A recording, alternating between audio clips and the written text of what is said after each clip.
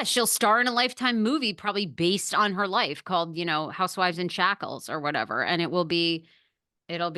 yeah. She'll write a book. Speaking of the rat that Scuddies, Yeah, talk to me. The rat is oof. Is the rat gonna be fired again? well, people are calling for her firing. I think that Tamra, I believe, look, I think two things are happening here. I think producers really were like, this is your role. Look, Tamra was fired just like Jax, and now she's brought back. So I think when they brought her back, they're like, you're being brought back as the bitch is back, and you'll do what we want.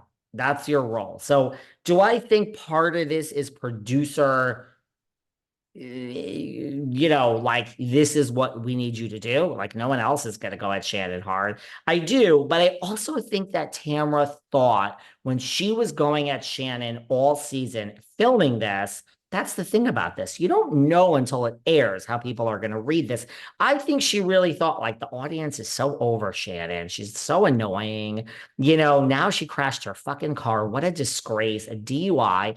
And I'm going to throw my friendship with Shannon away because the audience is going to view me as a hero. Kind of like McSweeney. We have a woman named McSweeney. Some call her Leah McSweeney. Let's not forget season 13. Girl, you thought you were going to be the biggest real housewife in the history of the world because we were in the height of something called BLM.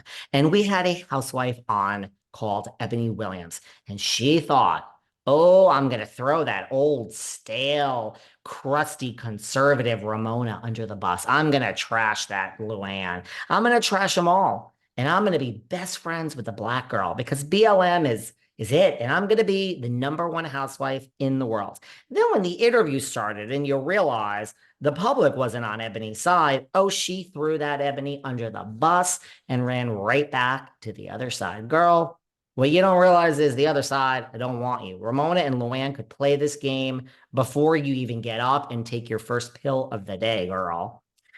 Anyway, now I'm on a rant. You were on a rant the last show. I'm on one today. I Yeah. think Tamara really thought that the public would hail her and bow down to her as like, wow, wow, you're calling this drunk out on her shit, right? And that seems to have backfired, Tamara.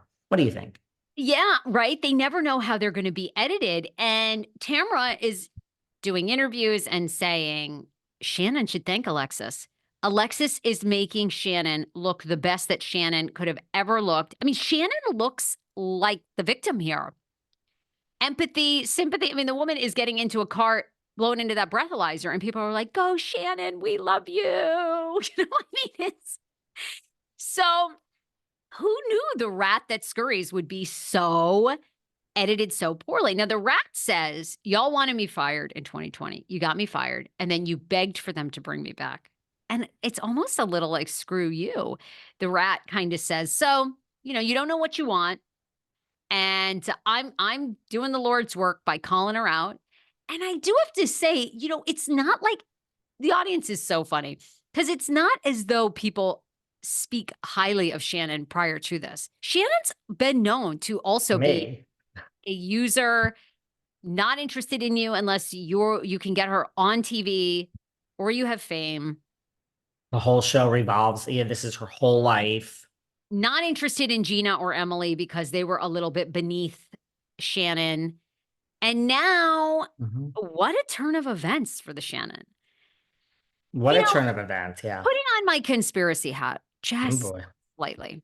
Do Okay. you think where Bravo has had so much negative press, do you think they could not afford to have this incident with Shannon piled on as though everybody would? I'm saying, do you think this is a deflection? Do you think the rat?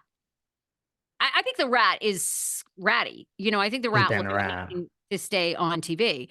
But do you think that the producers go, okay, we can't have this season be about this 50-something-year-old woman got wasted. We're filming it all for money and clicks.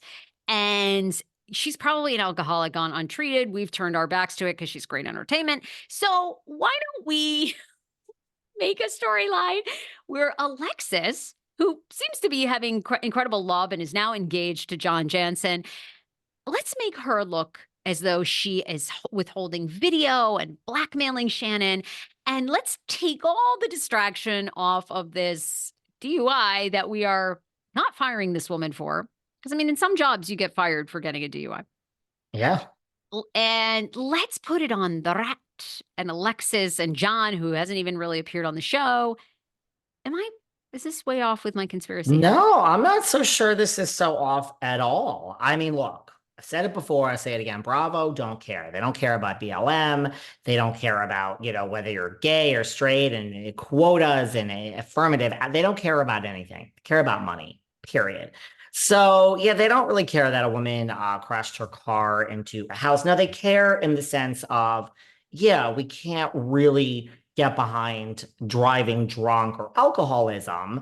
But yeah, we're not going to fire you because this is a good story. And yeah, they want to deflect. So I'm not sure. Didn't really think of it like that, but I'm not sure this is such a, you've had worse conspiracy theories that I think were more out there. This one, I think you might be onto something.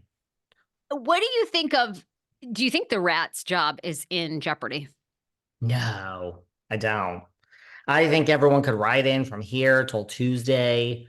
I did my big Jersey show. I don't even think Teresa Jayne. I don't even think she's in trouble if the damn show comes back. And she has a husband who's I mean, she's paying bloggers and podcasts allegedly, and Calming. she's up to no good, that Teresa. No good. And I don't even think her job is in trouble. I think she's gonna get a stern speaking to. But she's so fucking thick-headed and she's so fucking stubborn that if Teresa comes back to the Real Housewives of New Jersey, I think we'll have no changes. No changes. I think she'll be up to all sorts of nonsense off air and just spinning the narrative because she can't help herself. So no, I don't think that everyone wants that kicked to the street to have an extra piece of Gouda. I don't think it matters. That's the good news for you, the rat. You make good TV, and I think she's like vital to the show at this point. What did you make too? The rat also got some heat in the past couple of weeks. She went on one of the podcasts and said she allegedly hears, and she kept saying allegedly, that Danielle Cabral from Real Housewives of New Jersey doesn't speak to her brother because the brother was involved with a domestic violence thing, punched, I think, his wife in the face or. No, I think she said that Danielle did.